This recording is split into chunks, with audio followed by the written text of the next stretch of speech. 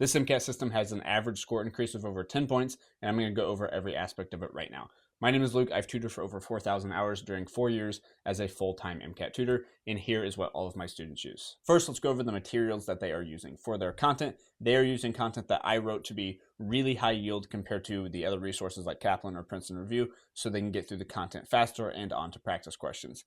And then for practice questions, they are using UWorld. And then for practice tests, they're going to use the double AMC test.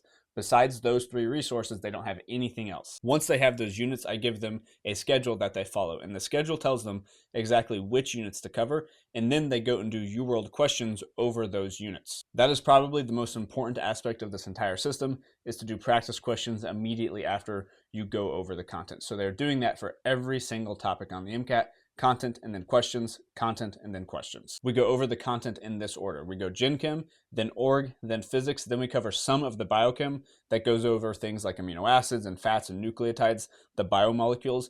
After that, we take a Chem Phys section. We get a score back from that, and it lets us know exactly where we stand with all of the content and questions that we've done up to that point.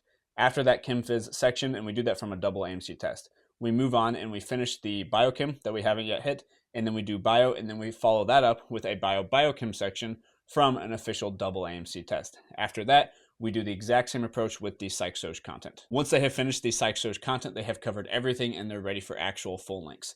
They will take a full length and then they will spend as much time as necessary to go over any weaknesses that they can identify.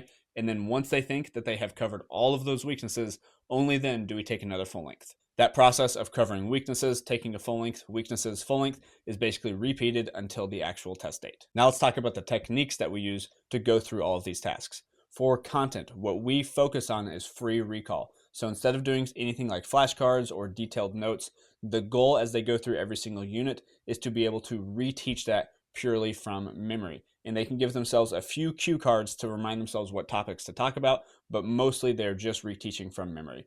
Once they can do that for all of the topics on their schedule, they can move on to the practice questions over those particular topics. Then they move on to practice questions, and they start by doing them under first timed conditions, and then they redo the passages and the questions under untimed conditions.